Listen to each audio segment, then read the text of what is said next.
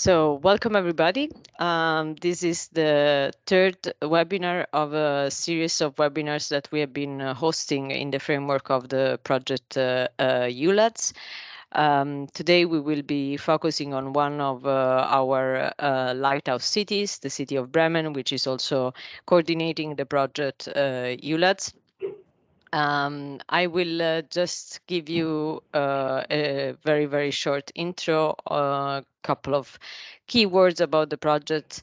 And before I do that, my name is Ariana Merico. I work for Eurocities. I'm in charge of the mobility forum there. And within ULaaDS, Eurocities is in charge of the replication activities as well as the communication and dissemination activities. ULaaDS stands for Urban Logistics as On-Demand Service, and our aim is to foster sustainable and livable city through the deployment of innovative, shared, zero-emission logistics while dealing with the impact of the on-demand economy. It's a project that has been running since 2020, and it will run until the end of February 2024. Please mute yourself if you are not one of the speakers for today. We have 3 lighthouse cities. So the one where we are today focusing on Bremen, Mechelen, and Groningen. And we have 4 satellite cities, so-called satellite cities, Rome, Alba Iulia, Bergen, and Edinburgh. And we have also been working together with follower cities that we have selected through call. And I can see some of the follower cities joined today, which is great. So regarding the agenda for today, this is the short welcome and introduction from me. We will then go directly to Bremen, represented by Karsten, which is also the project coordinator in charge of ULaaDS, together with Michael Glotz-Richter.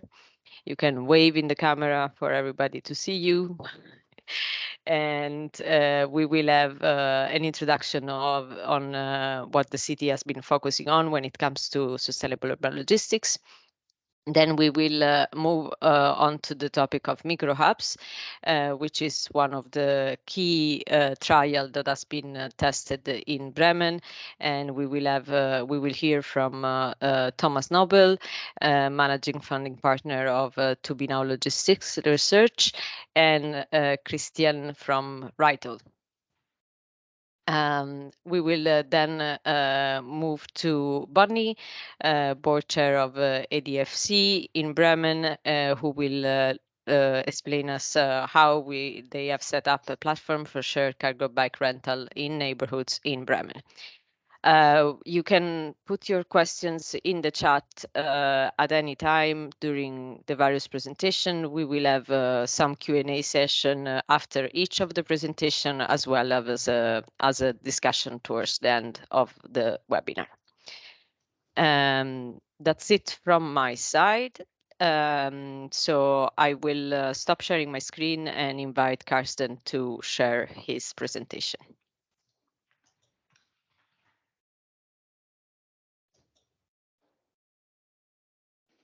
Can't share right now. It doesn't give me the button yet for sharing.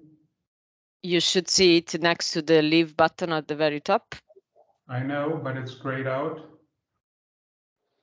Okay. Can you send? The organizer can share it, so maybe you have to switch that, Adriana. Okay, let's see if I can, because I have added all the speakers as presenters, so you should be able to see that. Let me just see. In the meantime, Karsten, if you want to send it to me via email, I can also share it. Okay, wait, I made you a presenter. Let's see if now, can you see it now, the button? Yes, it's available right now, and I have to select the right window here.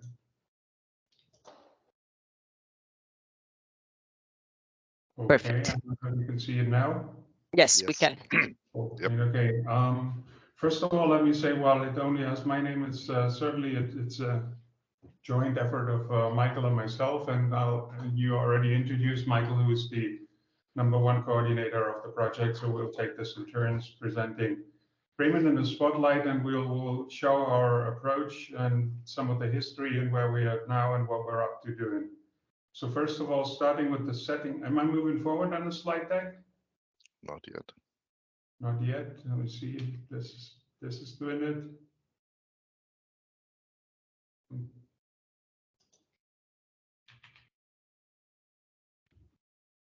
Are you seeing an updated No. picture now? Still the first Oh, slide. yeah. Yep.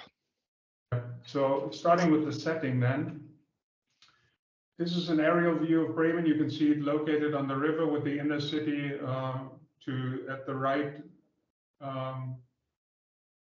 and the harbor area on the left-hand side. So it's a city of 570,000 inhabitants. We have some key industries, which is food, shown here by beer, but it's also coffee, tea, and other food items, which is really a strong one of the key industries.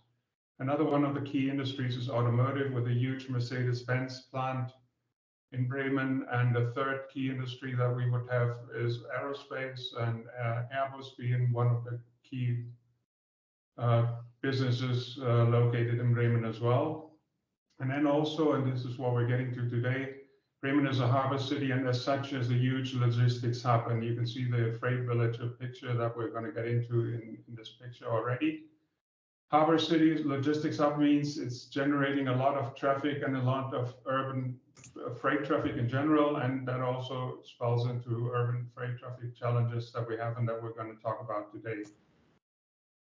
Bremen is also a very livable city with some UNESCO landmarks, like the old town hall that you see in this picture with the Roland statue, and obviously the famous town musicians. It's a livable city, and it's a cycling city in which every 4th trip really is made by bike.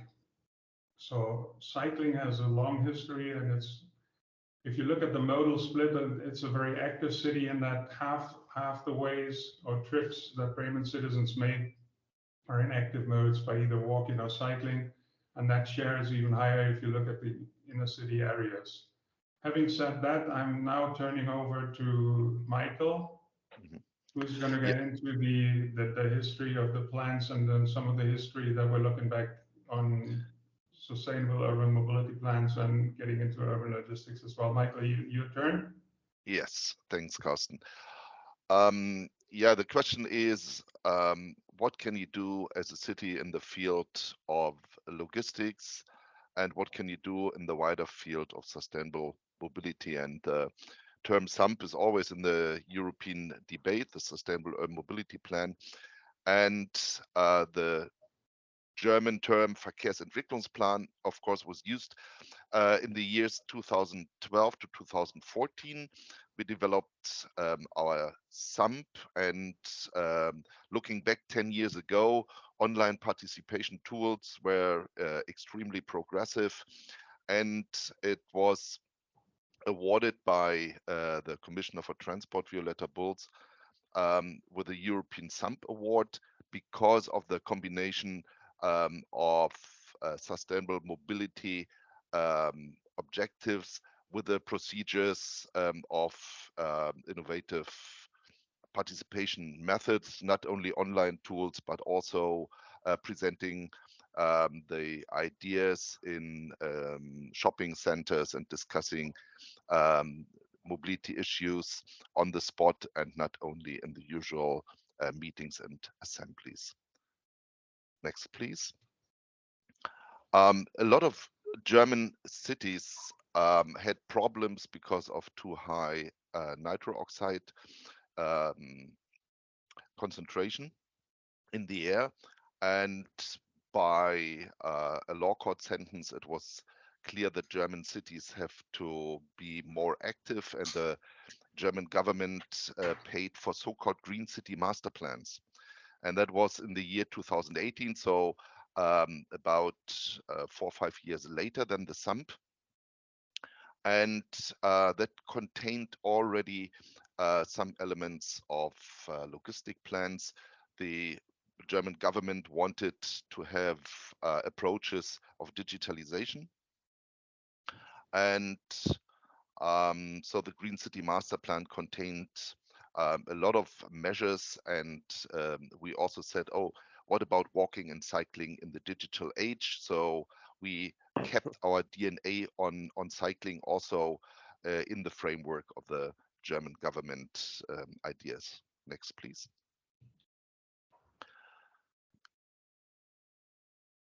Yeah, we already heard about the freight village. And that's one point when you ask what a city can do, of course, to enable something like a freight village in the planning, in the development plans of the entire city is crucial. And already in the 90s, there were a number of ideas that are still today on the list of SALPs, like consolidation centers. Next, please. And Thomas was heavily involved in that, can tell more or answer more questions. That's a little bit what happened. You have a combination of rail and road. The harbor is not far away, so it's really intermodal. But one point that arose at that time was consolidation center and city logistics. Next, please. And it was a quite interesting development. So you heard that Mercedes is here very present in Bremen. They put into the system, let's say at that time, advanced diesel low emission vehicles, nothing you can compare with the technology today. And that's also why you see on the side the German term, ich bin ein Entlaster, and that's a play with words of putting together a truck and a reliever. So that was the idea. But what we had to learn, similar to lots of other places, that it's not something that market driven is extremely self-dynamic, to say it very carefully. So the question of how cities can work together with the private sector is here also on the agenda. So that idea of city logistics did not survive in the scale that as it was in the 90s or a little bit later as well.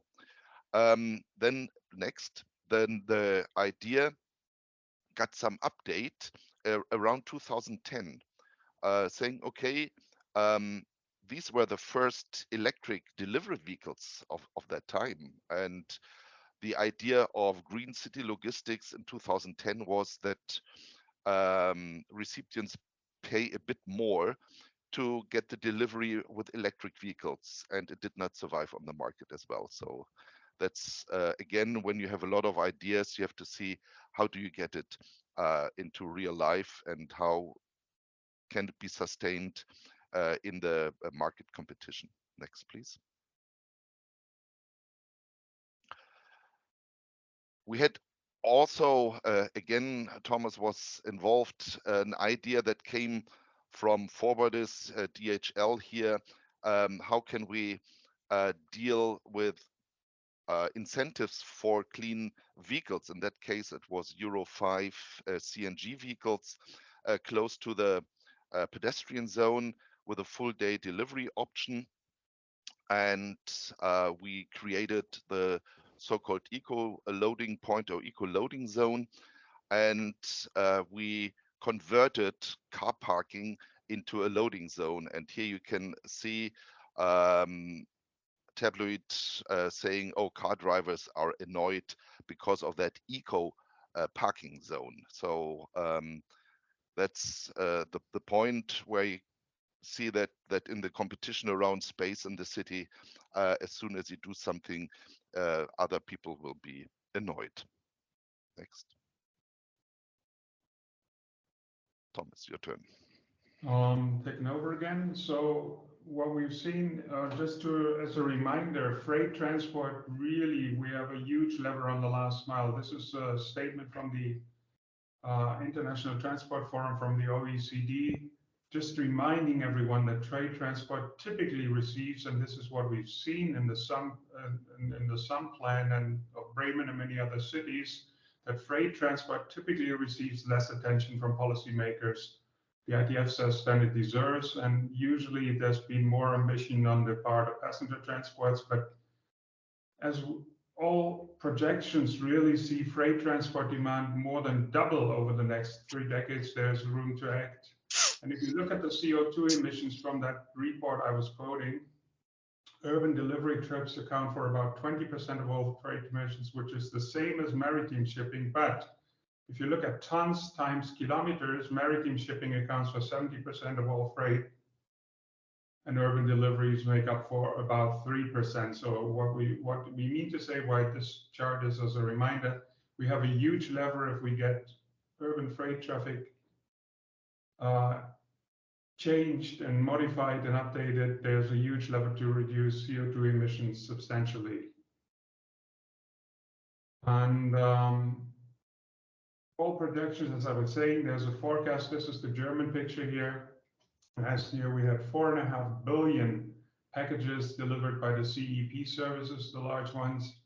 And so that is estimated to grow. Even if you look at the linear trend, that would take it up to anywhere between 5.7 and 6 billion packages in Germany alone on an annual basis, which is quite a huge volume. So while that seems pretty big, and while everyone sees those delivery vehicles, they actually make up for only a relatively small share of urban freight traffic. If you look at all the other kinds of urban freight traffic beyond CEP service, but still we have a high visibility of these CEP vehicles in the cities, despite their relatively small share. So while urban space should be ideally multifunctional, the question is it still, or are roads clogged up by those delivery vehicles that we typically see today on the streets? And some of the images here is, when you look at them, that's block-in streets, block-in bikeways, etc., when urban delivery is something that we need to tackle more seriously. And you can see here, road, again, bike lanes blocked by second lane parking or second lane stopping for delivery trips. And there are loading zones, which would be the delivery services dream, ideally, as you can see on the sign on the left, which means that there's no parking on work days between 8 and 1800 hours on that lane. But that is blatantly ignored. As you can see, those spots are used by parked cars, and you can see here a delivery vehicle, which if you look at it, it looks like it's a rental car, but it's actually a service partner of Deutsche Post. And what you can see here is interesting enough in that the driver of this delivery vehicle at least keeps the bike lane open and blocks the car lane. So that's fairly unusual, because typically they choose to block the bike lanes. But what you can also see clearly here, that while we do have dedicated zones which are no parking and thus would qualify for shorter stops such as quick deliveries, they are being blocked by cars, and supervising is an issue. So challenges ahead. With that, I'm returning back to Michael on the sump update and what has taken place in updating the sump that we were talking about earlier on. Yeah, Lorena already asked about the update, and I put the link in the chat. There's a partial update dealing with 4 topics that are particularly hot. One is the debate about what is called the car-free inner city. I have to admit that we learned that the term car-free is always creating problems already from the terminology. Another really hot topic is around the competition of street space in neighborhoods. And that's also a part of the problem that Carsten just described. How can we reorganize the streets in our neighborhoods in a way dealing with all the challenges ranging from e-charging points, logistics, climate adaptation, cycle parking, walking, all these topics requiring space, and space is limited. So that's a very hot point.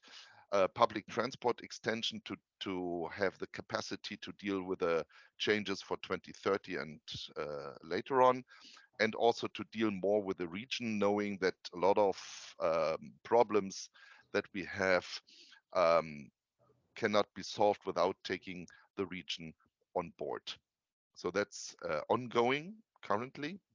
Next.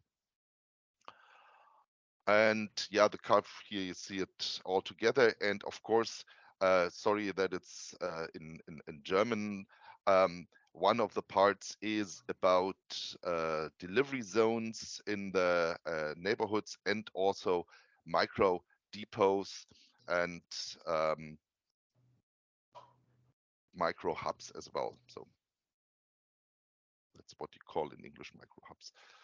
Yeah, parking in neighborhoods, also there reorganizing parking and having more enforcement that you can deal really with the different regulations. Yeah, and there it is. That's one of the photos that we use. And what you see here is this German street sign that in the regulation says if you leave your vehicle, or the vehicle is there for longer than 3 minutes, then it's parking, and that's formally not allowed. So we don't have in Germany a proper part of our of the highway code that deals really with the requirements of loading zones. And there are already some points in the debate how you can deal with that to have really something where you can leave the vehicle, do your delivery, but also have some limitations. And of course, as other cities, we are looking to the experience in Spain and Barcelona and others, how to combine it with digital solutions as well, so that you have a limited time and that you can do enforcement to have these delivery spots really available when necessary. Okay, picking up on that, what we do, since this is the spotlight on Bremen, we're searching for solutions here. And one of the projects that we did on this and had it done was a project called Smart Stadt Logis Bremen, which was essentially a feasibility study of a regulatory framework, picking up on what Michael just said. Can we establish smart loading zones, like based on examples in other cities? So that we've looked at specifically defining zones or specific spots like the one you see on the right that would lend themselves to being converted to that kind of smart loading zone. And then there's a second project ongoing in which we look at solutions for archetypal urban neighborhoods, inner city mixed zones, post-war development areas. So we're looking at the question of urban logistics in a fairly broad perspective, looking at the various solutions that are available and testing which ones would work for Bremen and which ones we would look to as a solution. And moving forward, and now what about ULaaDS at this point? We've talked about Bremen, and what we're looking now at, certainly what Thomas and Christian are looking at, and then Bonnie. Within ULaaDS, we've sketched out solutions and schemes. And in today's session, we're going to look at two of these in greater detail. So Thomas and Christian will be talking about the containerized urban last mile delivery approach in their presentation, which is the next one. And then Bonnie will give an example of the sharing economy platform, so on-demand city logistics, by telling you about what ADFC is doing in terms of cargo bike sharing. And with that, I would like to finish our introduction pretty much on time, if I can see this correctly. Turning over, Yes. I'll stop sharing and turn over to Thomas and Christian at this point. I think we can take a couple of questions before we move to the next presentation. Thank you both, Carsten and Michael, for your presentation. So we have a few in the chat. Gunther is asking, how did you get the mobility data that you used on your presentation, Carsten? I think, Gunther, I don't know if you want to step in, but you are referring to the data on the trends in terms of e-commerce? I don't know if Gunther is still there. Yes, sorry, yeah, I'm here. Yeah. I was rather referring to 20% is couriers.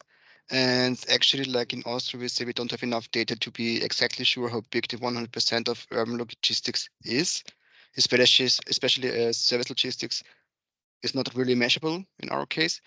And so I just wanted to know what approach was used and where's the borders of this. Okay, so the data. 20% in emission, you mean? Yeah, Yeah, that former report. There's a German association of the large courier services like DHL and UPS and Hermes, etc., the big ones, and they have an association and they did the study. They do an annual report, and this is their estimate. I've seen different figures from the Austrian club. So it's the Günther, I would agree that it's kind of hard to estimate, but that's why I refer to them using their figure. I know sometimes it's even estimated lower. So saying CEP is only 6% of total traffic in the inner cities, but it's highly visible, way more visible than the 6% that some of total, if you count in all the private cars, etc. So, but this is the data that we were referring to, which kind of coincides with the ITF pretty much. Yeah, thanks.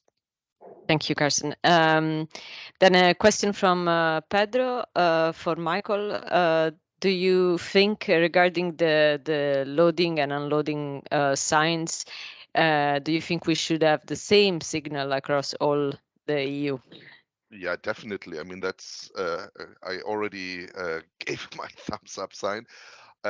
It's definitely a point because the ECMT, the European Conference of the Ministers of Transport, also tries that we have similar road signs and similar regulations. That's easier for anyone traveling around in Europe to understand what the regulations are. So we hope that we can take the message from Spain and other countries also to Germany. But it's a point when I saw the question of Pedro.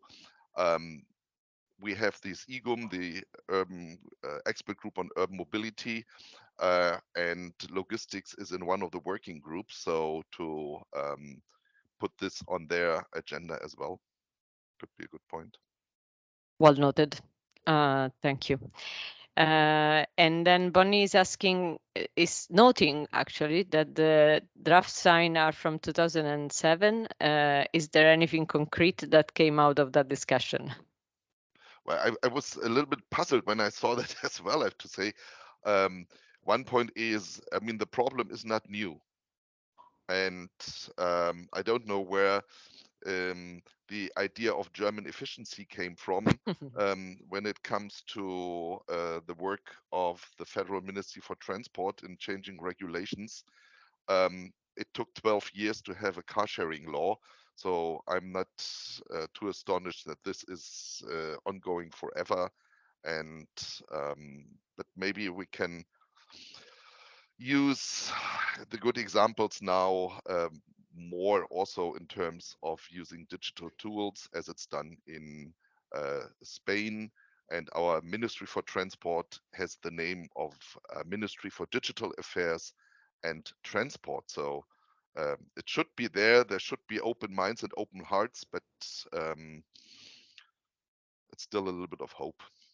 And it's the same association which I mentioned. It's called BEIK, and there's another association of courier services that organizes the smaller ones like grocery delivery, etc., BDCAP, and both of them jointly lobby for having that sign introduced. And they recently they published their position papers, etc., but it hasn't gone anywhere. We got to keep in mind that if we want to establish those kind of loading zones, it means rededicating existing zones, whether it's no parking zones or parking zones. That we will not have additional space, so that space to be reallocated for those kind of loading zones. So that might be part of the explanation.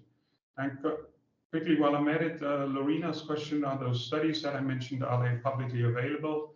One is still in progress, so that's being concluded late this summer. And the first one was concluded by a logistics consulting company, but it's fully in German, and we'll have to see. I'll get back to you on that, Lorena. Thank you, Karsten.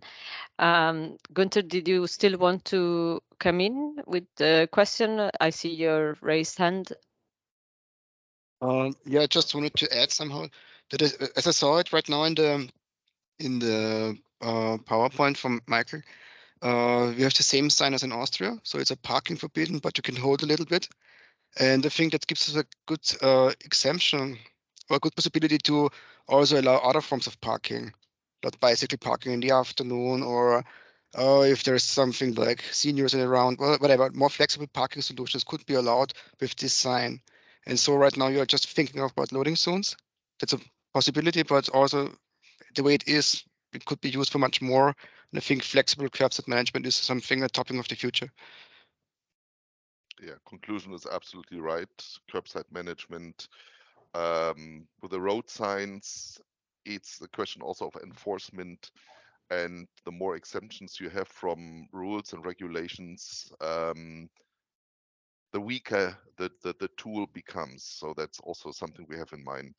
But we have to go more anyway in the direction of curbside management, and also seeing what we can do with digital tools, and that may help a bit more.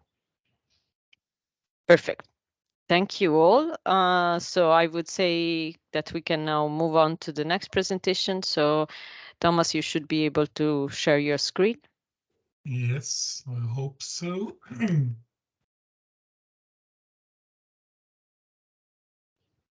You could see it okay? Not yet. Okay. We still don't see it. Oh, not yet. They say if you could see it.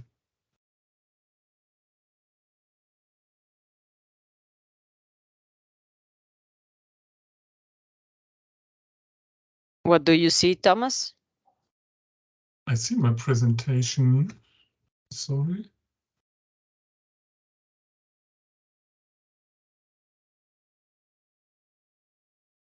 Okay, now. That's okay? Yeah, now we can see it. If you can try to make it full screen. Yes. It's a Perfect. full screen. Yes. Okay, perfect. Then. Okay. Yeah. Okay. Hello again, and first of all, I have to excuse my voice because I have in COVID-19 disease 3 weeks ago, and I'm partly out of order with my voice, and I hope you can understand me. We share the job, Christian and my person. I present our slides, and if you have some questions, you can ask them on the chat or afterwards in our panel discussion with Christian. Ariana asked us to present the trial one with the questions where and how are microdepots, and we enlarged these questions with the sentence we come from urban Bremen to the ULaaDS project, and what are the next steps that we have in this position. The first question, and this is the master question, why ULaaDS? And you could see it here on these 3 pictures. We have the same situation in Bremen, like the situation all over Europe.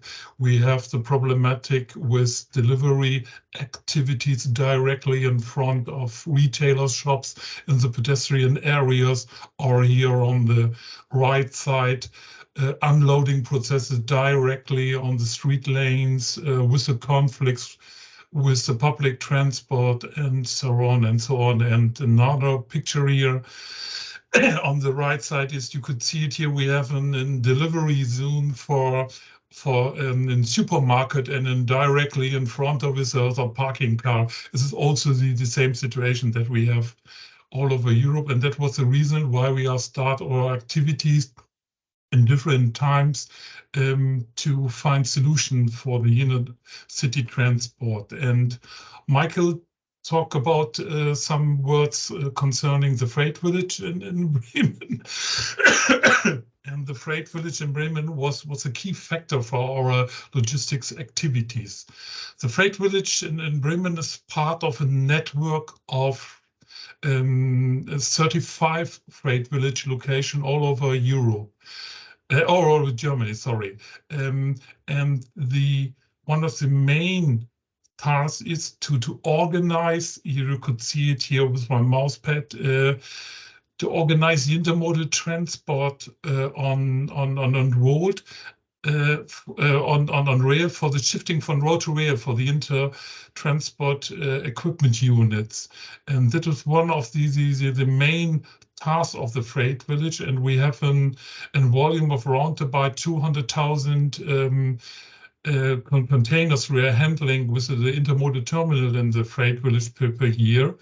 And another, you could see there are a lot of warehouses, and some of these warehouses are responsible for the distribution of goods in the region and in the local area. In the local area. And we start in 2019 with a project called Urban Bremen.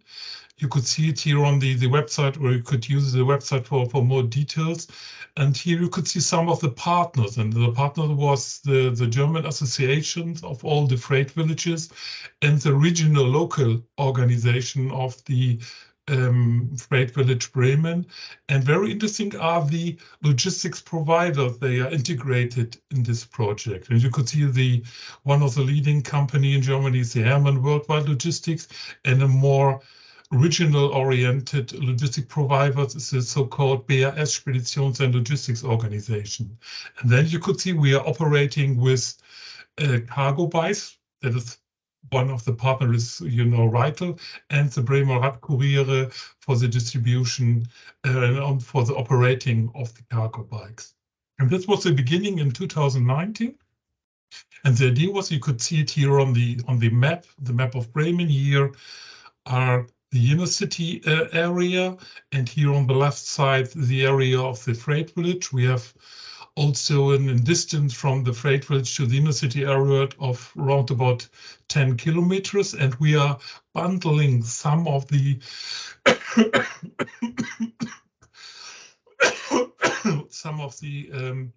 shipments in the freight villages to collect it here on one truck and bring it to the inner city area, to the loading, to the special loading zone. And this is the entrance of the loading zone. You could see we have some restriction within 3.9 meters and the higher of this entrance, but it's no problem for using 7.5 tons delivery trucks. But you will remember this entrance if you come to Bremen by the end of March. We have a meeting directly in this area. You remember these pictures from Michael. You could see we have some parking activities by normal cars, but here we have the restricted area that we're only using for our logistic processes. And on this logistics zone, we have established a micro hub. And you could see it here. This is a micro hub. This is in dimension roundabout for a 10-foot ISO sea container. And you could see here the labels of the operating partners that we have. We have in some restriction with only allowed for the delivery transport. And in a very popular logistics newspapers in Germany, so-called Deutsche Verkehrszeitung, they are published this cartoon, and you could see it here. The business operators are discovered the cargo bikes, and in the US battle, we are never use this huge dimension, but we use it in special equipment. They are operating by Rytle, and this is. And then some pictures from the handling process. And what you could see here at the picture is we are not operating with traditional parcels that we are know and we are expected for the transport by cargo bikes. We are using, and this is a special pilot idea and the pilot approach of our project that begins with Urban Bremen and goes running up to the ULaaDS project. We are using traditional forwarding shipments, and you could see it. We have suitcases here on this black one, and we have big boxes. We have pallets, and we have very huge materials that we are transported with cargo bikes. And this was the pilot idea to guarantee that we have not only transport small parcels. We have the chance to transport heavyweight transport goods from a traditional market of the forwarding agency. And for this approach, we need special equipment. You could see here on the right side the traditional cargo bike with a container we're using for packages like small boxes and normally not so heavy volume transport items. And on the left side, we have special equipment for using Euro pallets for handling within forklift system. And that was the pilot for the ULaaDS project to operate the inner distribution by cargo bikes, not only by traditional boxes, but additional within cargo bike within forklift system. And here you could see some pictures from the operation that we have in the Bremen in the city. You could see on the left side an operation with a forklift system. They are transport a pallet with wine, and this wine has a volume of around about 150 kilos. It's also very heavy transport. And on the other side of this picture, you could see the normal containers with the normal parcels, and the cargo bike drivers using special equipment to bring some boxes to the retailer stores. And another point is our using cargo bikes are in the position to use the underground delivery systems of great shopping centers. The equipment is so powerful that we could use this ramps. You could see it here on the left side, or here on the right side, and here on the left side. We could use this ramps in the underground for the delivery processes. And the process of the ULaaDS idea was start with the idea to using the established loading zone here in the inner city area. And we have the chance to enlarge our operating field. And you could see it here, the inner city area of Bremen, and here a very popular urban area within a lot of small, very attractive retailer stores, cafes, and so on. And we opened in a new micro depot station here, and you could see these pictures. And one fun fact is we stand up this depot in the afternoon one day, and overnight we have some graffitis all over our micro depots, but it's no problem. This is a kind of a special subculture there we have in this area. Our second micro depot is established here on the location so-called Lübecker Street. This is an area of an parking field. We have here an underground parking garage for cars, and here in station for Cambio for car sharing activities. And in the middle you could see here our micro depot by the end of this area. And in July of 2021 we have the grand opening, and you know these two guys here in the middle of the pictures. And our most important daily newspapers had an article published by the end of July, and with a headline. We could also transport refrigerators by bike. That was a very surprising for all the people there, and was by this grand opening that we could not only transport small parts, that we could transport up to 250 kilos by our cargo bikes. Some slides concerning the volume that we have. We start with the period of 2020 to 2021. You could see here the numbers of shipments here up to 200, and here the months, and you could see we have here in these times, and in the volume it's around about 150 parcels per month. It's like for the Christmas season, you could see we have in decreasing here down to the winter time. This is a normal situation, but we have an extremely increasing in ULaaDS, but this is a reason because we are opening our second depot at the Lübecker street. The same you could see here on the volume that we have, and in kilogram volumes, round about 10,000 kilograms per month we are handling in an average. And on this slide you could see it here all together on this period September 2019 to December 21. You could see we have in total numbers of shipment. We have nearly 170 tons transported with our cargo bike systems. You could see the operation there that we have. And very interesting is we have an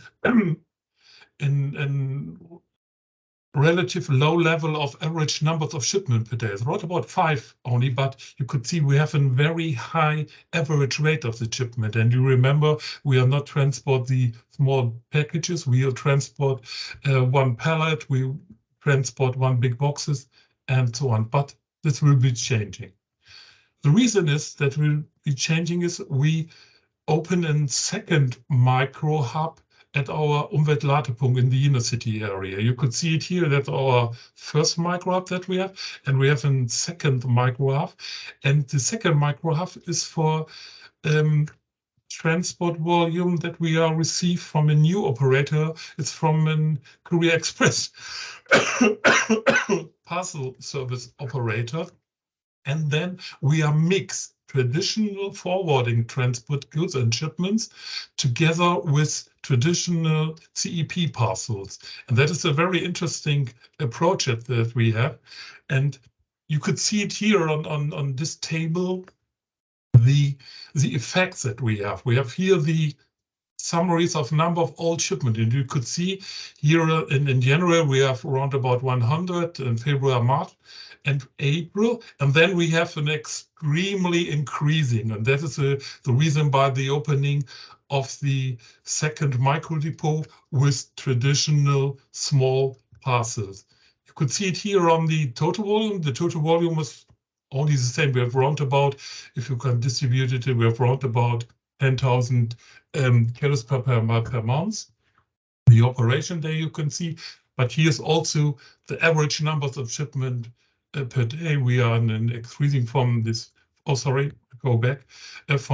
5.8 gaps to nearly 50 shipments per day. And also we have here the average on kilos per shipment of all. You could see that was the effect with the opening and the mix of traditional forwarding shipments together with CEP shipments. What are the advantages of our system? We have a noise reduction to use cargo bikes. We have a quality improvement. One of the retailer shops say it's very cool. This is very attractive for our customer, for our clients to see that we are operating not with traditional transport operators, that we are using for our shop deliveries cargo bikes. It's very attractive for our clients. You could see the traffic situation, avoidance of precarious loading and unloading situations, the so-called here parking in the second street line accident risk. But from my understanding, a very important point is we have to a better image and image benefits for the logistics sector in Bremen. Normally, it's logistic is loud, dirty, and so on, but will be a little bit changing. The people in the city say could see that the logistic process are not only with dirty trucks, with loud trucks, and they see okay they are cargo bikes, they are innovative solution, and that is very important for the image of the logistic that we have in Bremen, because Bremen is a logistic hub, it's in a traditional logistic location, but we have also the same problems with the image of our logistic, and that I think is a very small step and a very stepstone for us to increase our image with better benefits for the logistics sector. And last but not least, we have to increase the logistic efficiency, because you could directly delivery in front of the stores, and we have not to searching for space for the unloading processes. And last but not least, in the presentation, what are the next steps? A very, very important goal for us is we have to guarantee the sustainability of this system approach. At the moment, we have the ecological and the sustainable, and so the social sustainability with this guarantee, but we have also the challenge to guarantee the sustainable of the economical of this system, and the economical sustainability of our could use more user in the system. We have at the moment not enough user for the system for an economical sustainability, and that was our next steps. We have to look for the option of further micro depots. They are located in Bremen, but we have then the expansion of the including of further logistic partners with general cargo, with general forwarding shipments comes from the freight village, and the combination with forwarding goods with CEP packages. We start with Transoflex, and we hope we could integrate another TEP operator, and then we have the volume for a sustainable system approach with economical, ecological, and social sustainability goals. That's our presentation from the trial one. And if any questions, then we could discuss it here in the panel discussions, or I could see the oh, sorry, could never see the chat, but Yes. I think so. Okay. Thank you very much, Thomas. Okay. Thank you. We have a few questions for you in the chat, but Christian, are you going to make a presentation as well? No. Okay, That good. was Then I would say we can keep the questions for the final discussion, and we can move to Bonnie first, and then do the question session at the end. All right. Oh, now my only question is my sound working the way I was expecting it to? We can hear you well, Bonnie. Okay, good. I have the echo in my own room, but I guess it's just for me to worry about. So yes, my name is Bonnie Fenton, and I am from the ADFC in Bremen, and that's the German Cyclist Federation. And it's across all of Germany, but we have state branches in each of the German states. And so we represent the one in Bremen, which is a city state.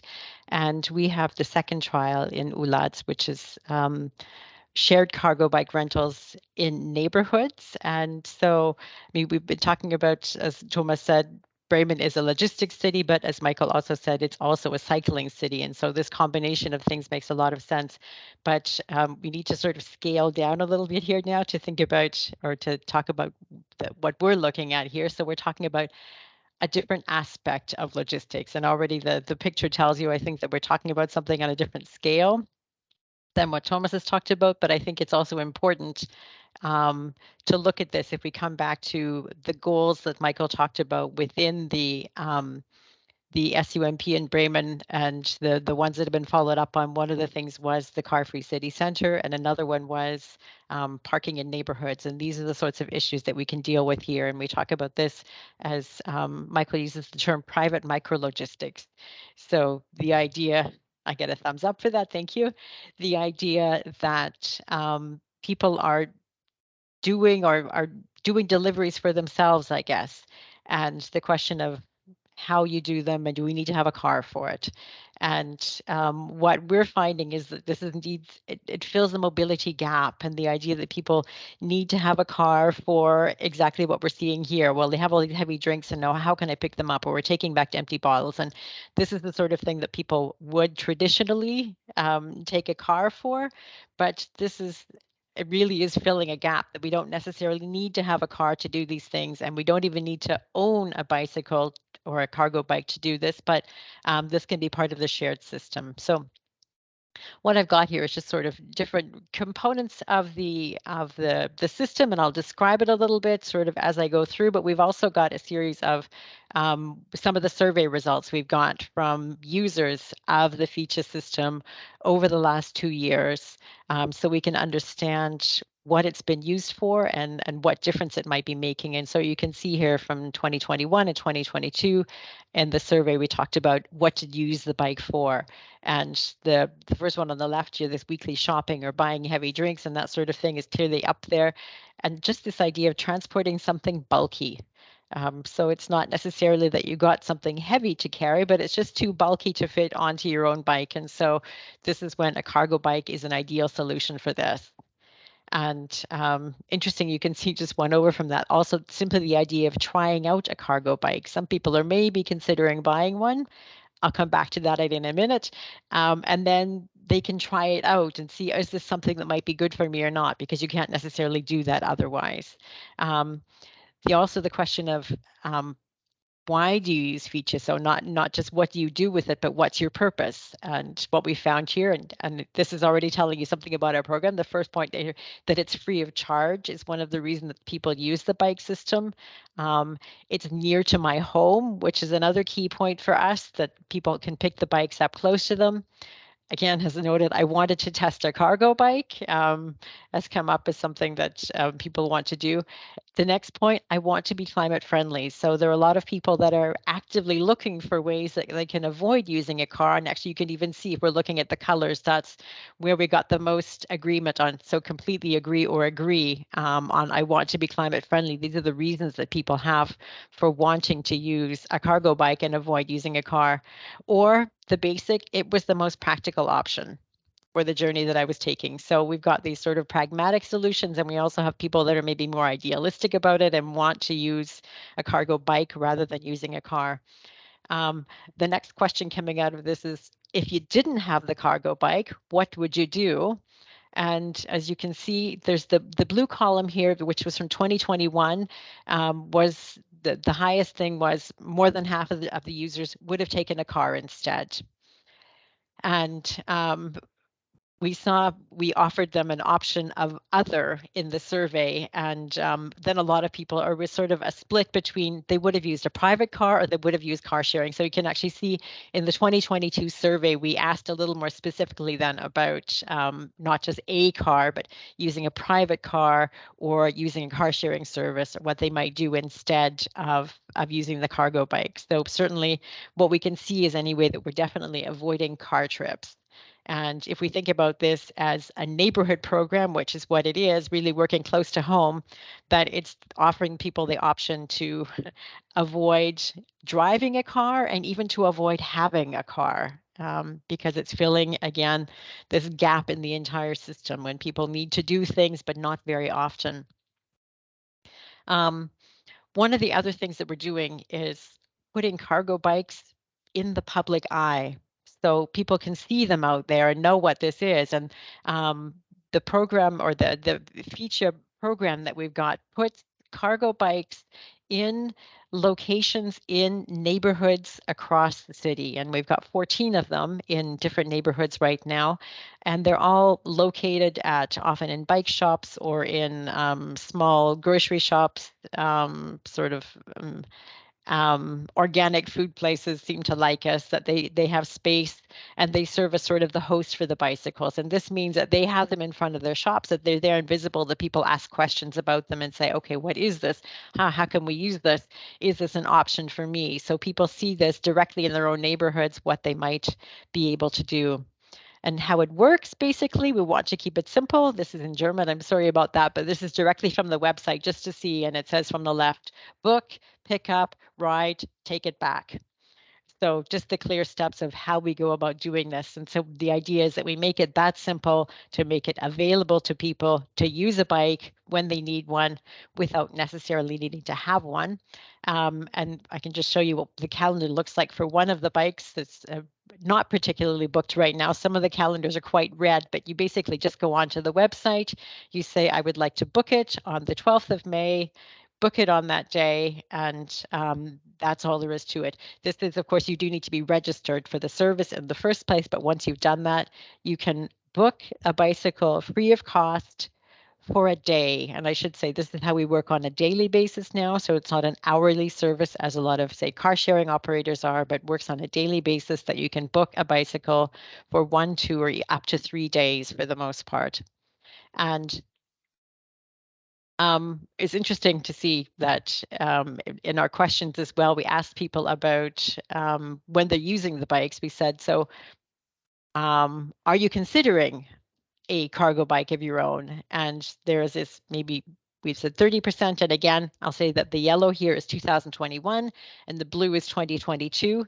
And again, we sort of took the survey apart a little bit more in the second year when we realized we had, we just said, are you considering it? Yes, myself, yes, maybe within some sort of, in your apartment block or something might be doing it, or we had no. And then we realized, or we asked an other, and we had that massive long list of responses. So we broke this down a little bit again in the second year.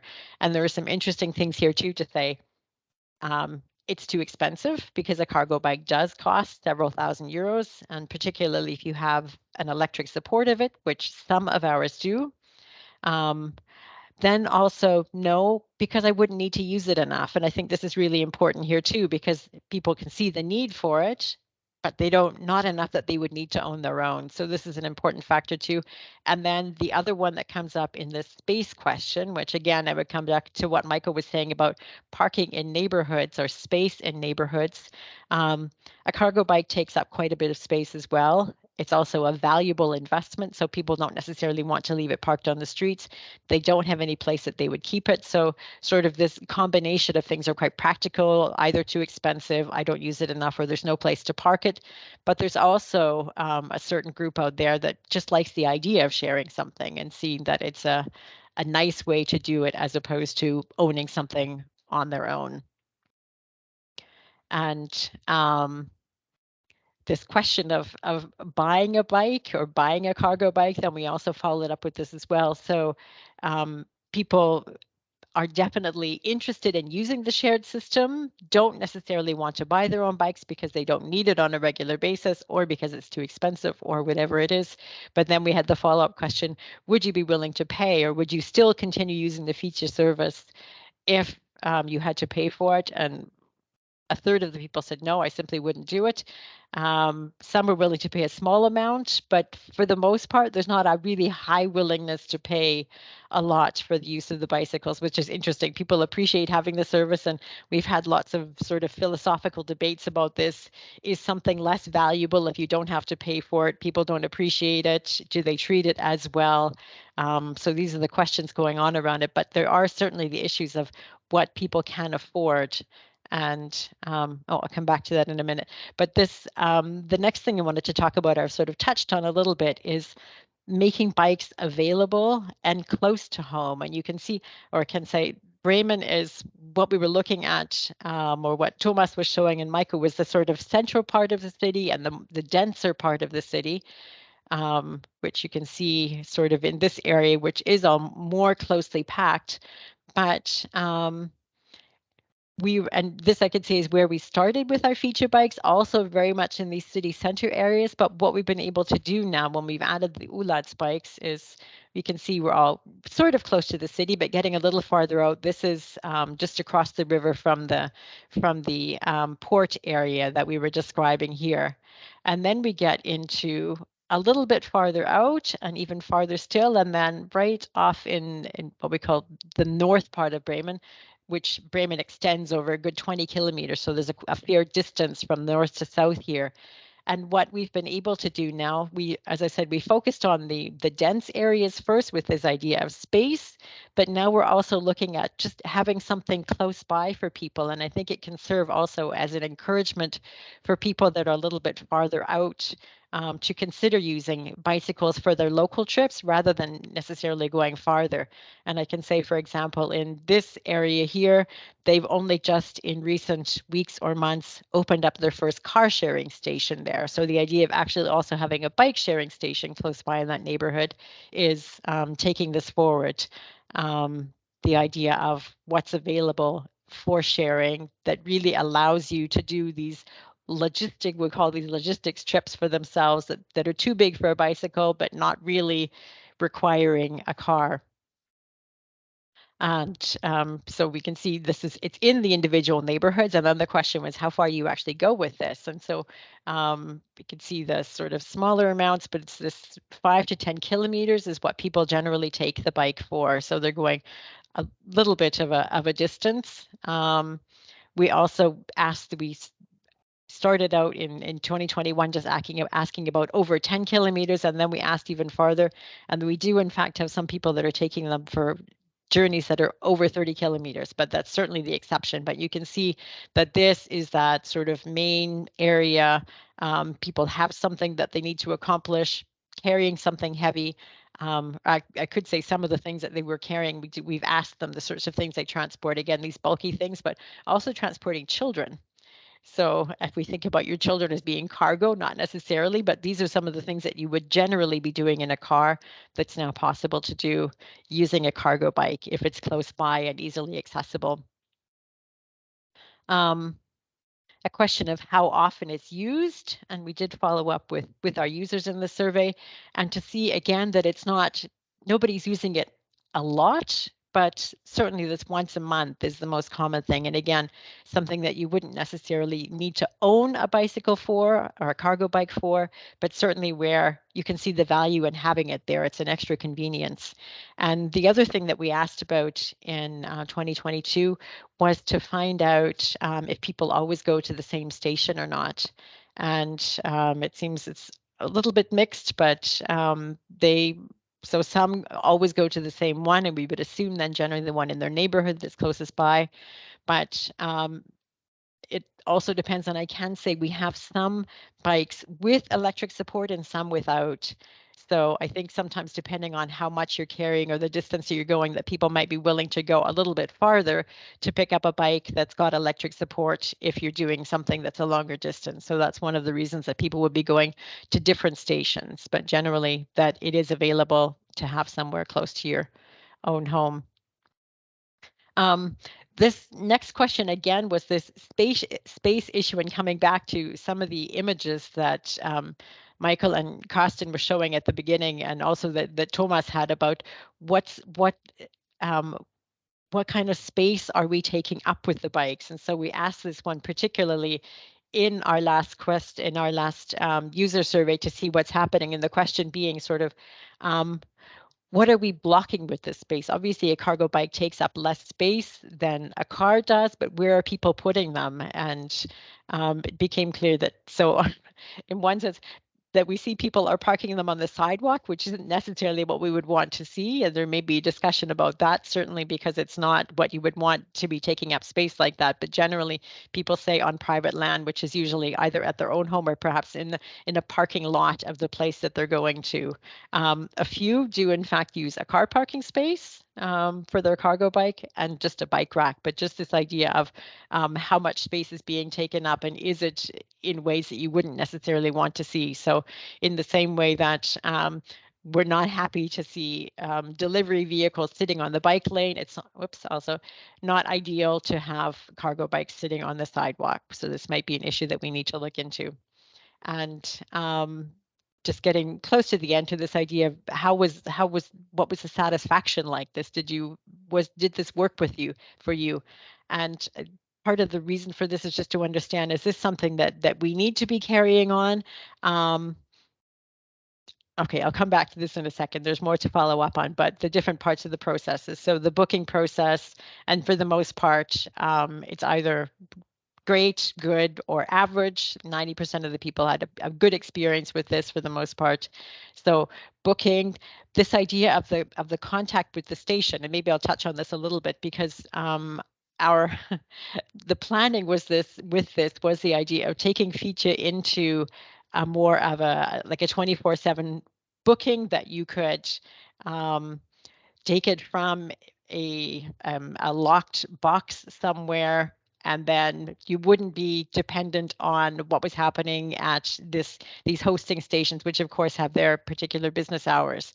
So it was interesting to see that some people actually appreciate having the contact with the station. They have a person there that they can maybe ask about and say, oh, okay, is there anything I need to think about? How do I turn the power on or something like that? So that human contact there has actually been of value to some people. Although I can say there are others that say, oh, why don't we have it available 24/7? So these are individual comments that we received from people with regard to their experience using the bikes. And I think I'll just leave it at that right now. And just sort of to summarize, what we see with this again is this idea of filling a gap, this different aspect of logistics. So we're not replacing, we'll say, truck journeys. This isn't big delivery vehicles that we're replacing, but it is offering the option of replacing car journeys.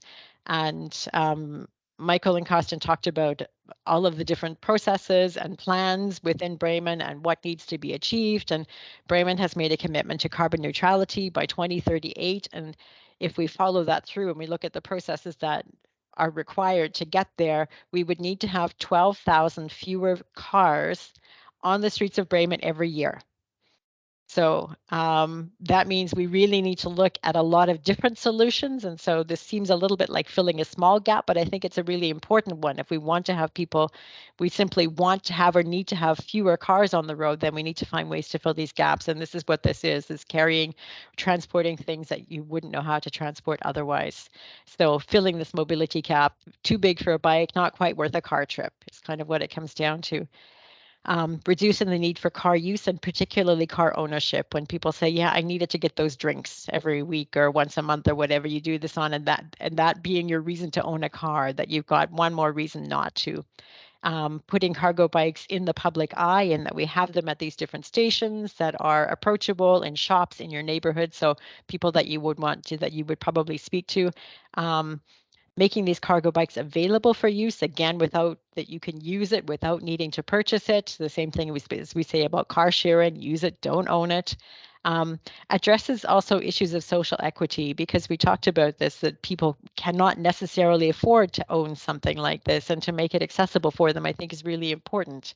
And again, this urban space issue, that we really don't need to have ownership of so many cargo bikes. It's the same, I would say, as electric cars. People say, oh, we want more and more electric cars on the road, but that's not true. We want to have fewer cars on the road, and the ones that remain need to be electric. And this is the same thing here too. We want to have, say, as few vehicles overall on the road as possible, and make the most efficient use of the ones that we've got. And this is this idea then of taking up less space. And the last point, again, was making cargo bikes available close to home. And you could see that on the map, that we had these different neighborhoods all covered there, offering, I would say, a strong benefit to the residents of Bremen. And we had all sorts of comments in the survey results as well, that things that people were pleased about, and the things that they would like make suggestions about. But there was Nice. a lot of... Tam jest jakieś alt, coś tam. Nie, na Macu jest Okay. inny system. Na Macu jest, jak masz I think, yeah, you can mute them. There we go. And so the next steps, and this is where it gets a little bit complicated, I said that part of our plan, and indeed as part of ULaaDS, was to set something up on a 24/7 basis that would be in an individual, so in a box, we'll say, that you would need a key or a code to get into.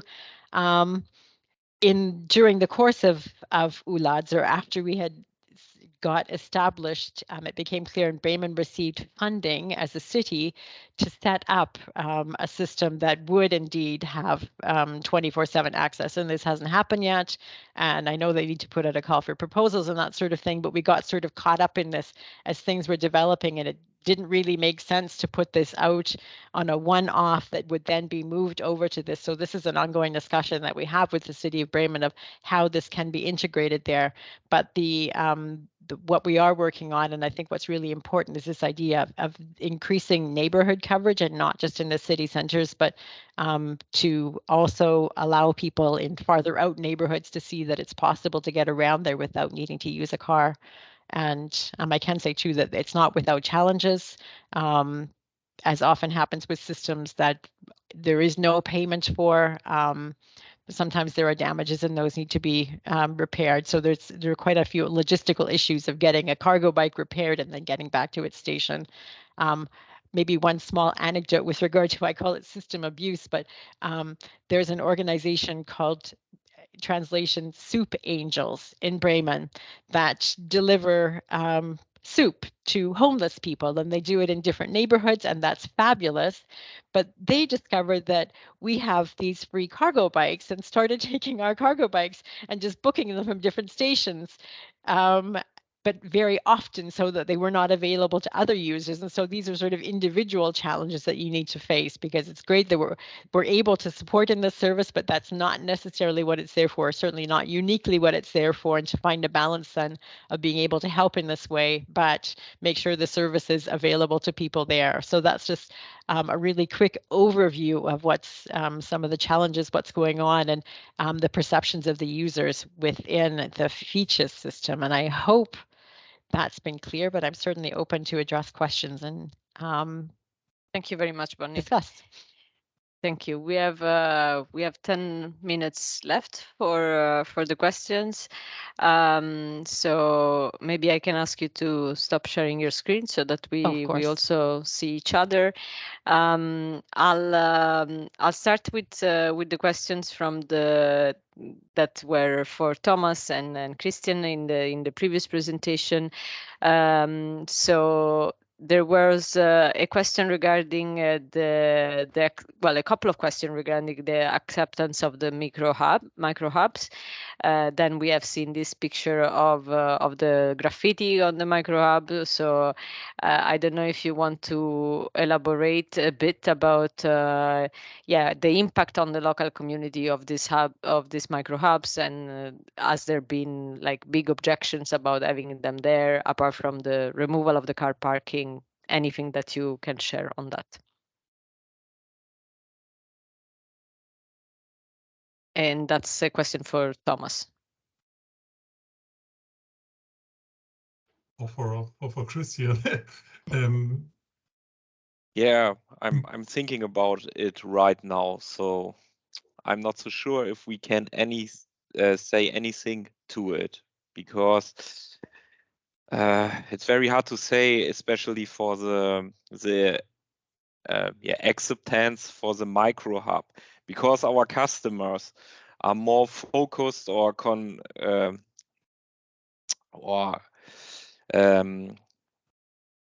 they see just the bicycle in the area. So, and I can say they are very open, or most of the customers. So you have some, they are not so happy with the bicycle, but most of the customers, they are very happy, and they think it's a good opportunity that they are delivered with bicycles right now.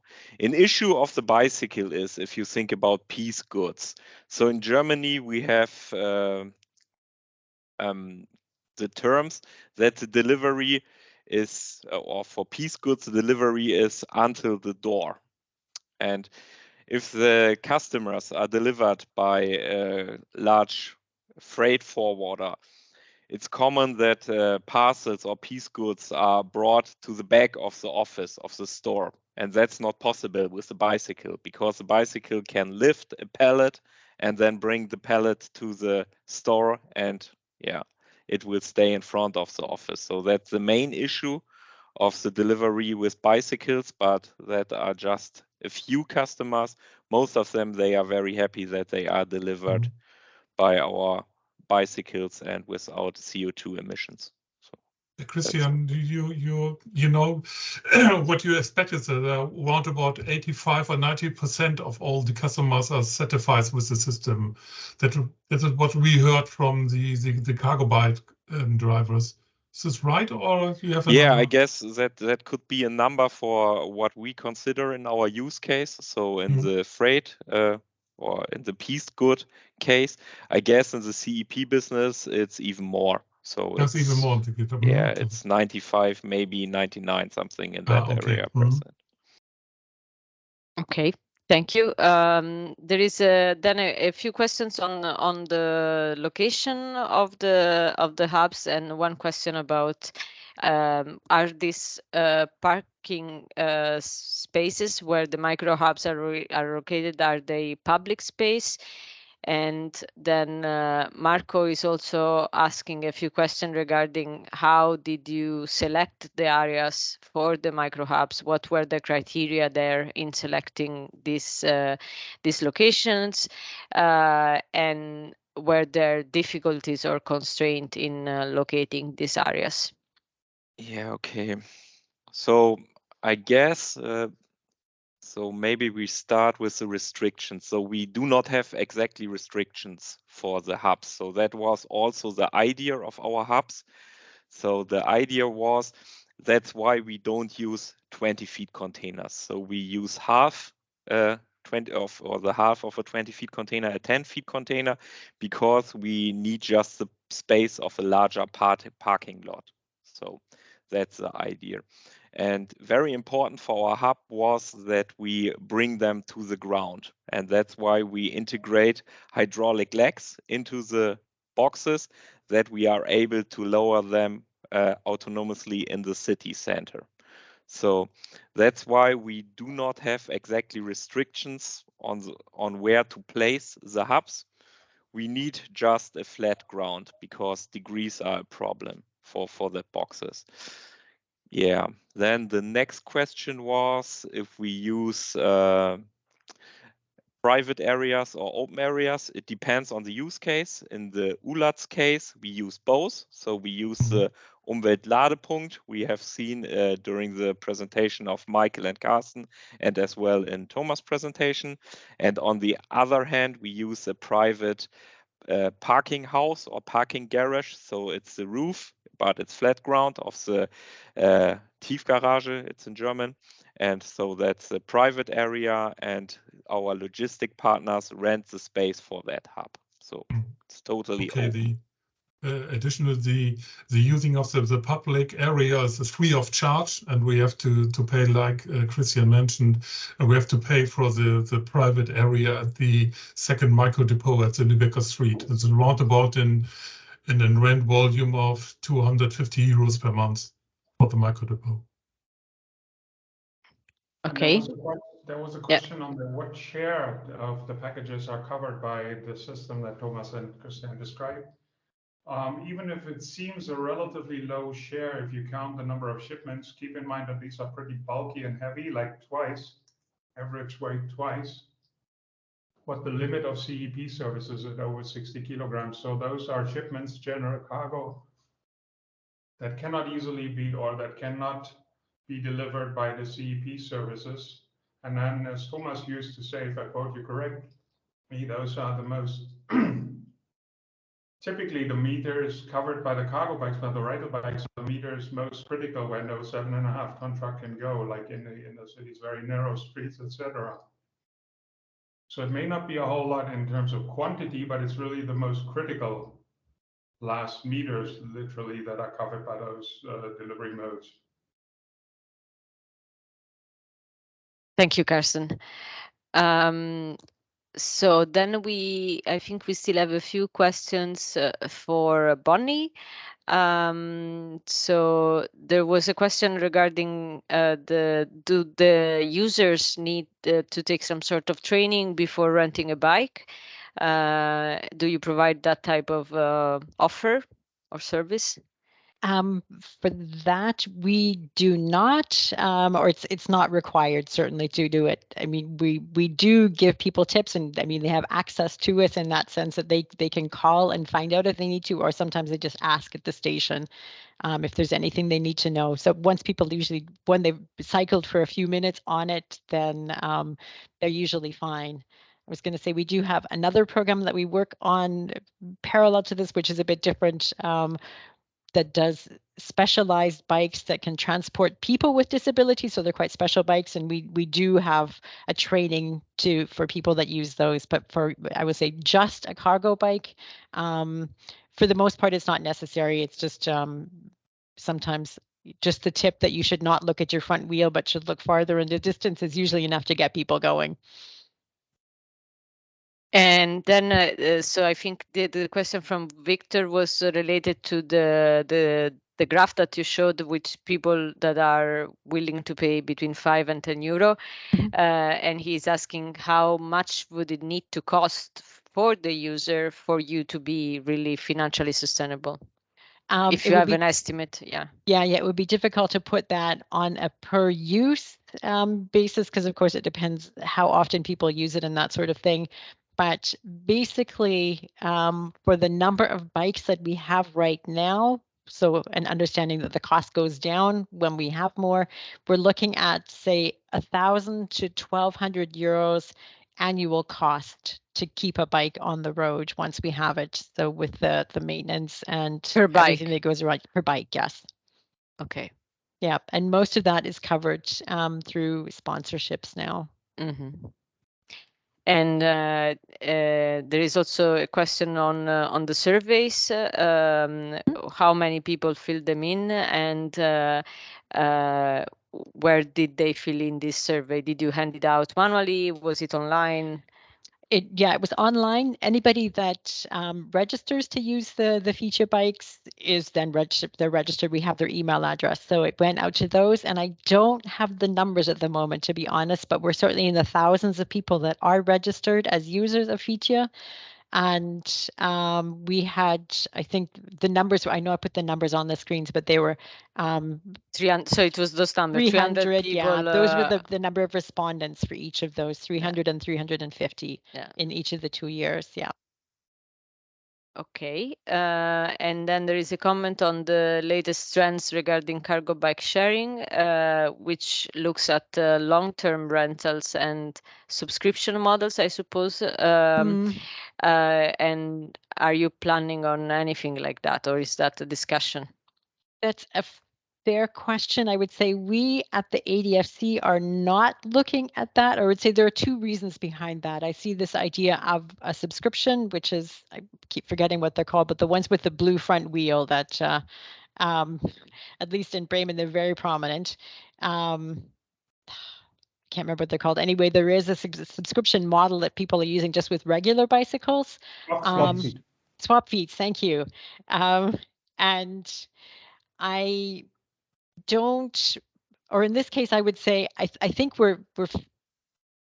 it's not something that people would need, say, for a month or something. They need it once a month. So it doesn't necessarily make sense, I don't think, or maybe there would be a small niche for that. That's the one component of it. I don't see that as being the need because it's usually a one-off thing that people need it for a particular activity rather than for a period of time. And the other thing is sort of our role as the ADFC in this case. What we were when we started with the cargo bikes really was the idea of bringing this to people's attention, so making people aware of what the possibilities are, and so getting them out there in the public eye. So possibly there is a business model in that, but as I said, based on my first point about it being a more punctual use as opposed to an ongoing use, I don't really see it. Thank you very much, Bonnie, and thank you to all the speakers that joined and presented today. And for the interactive discussion. I just have a small announcement before closing off, something that might be relevant for the cities that are attending the webinar today. So you might have heard about Civitas Fast Track. Is a project focusing on speed tracking and fast tracking innovative solutions for mobility.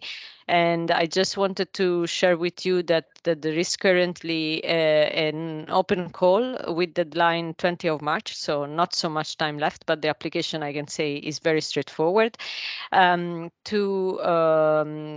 you are selected as a speed tracker cities, you would have the chance to present a mobility challenge and discuss it with colleagues with cities that have participated in Civitas Fast Track and have their opinion on how you could solve this challenge.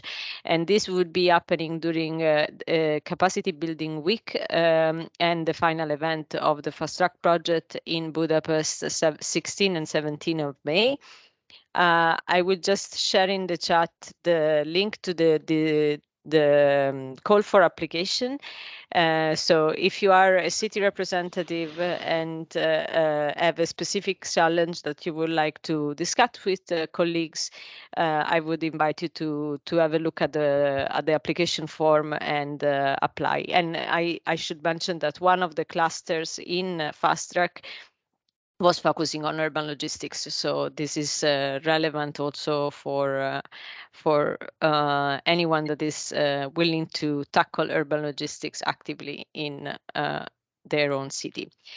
So with that, I think that we can close the webinar. Thank you, everyone, for having this interactive discussion, and for those of you that are follower cities and cities in ULaaDS, see you later at the replication webinar at 2 p.m. Thank you, everyone. Thank you. Thank you.